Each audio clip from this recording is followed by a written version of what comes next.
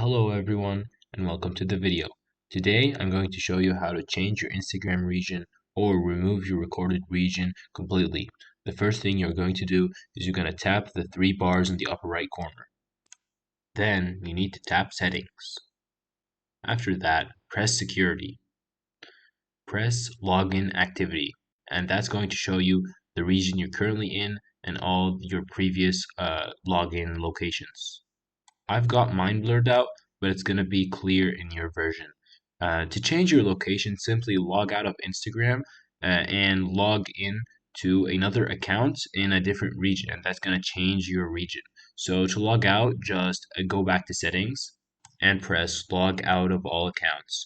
So that's basically going to log you out of all your Instagram accounts so you can log back in your existing account or make a new one with a new location.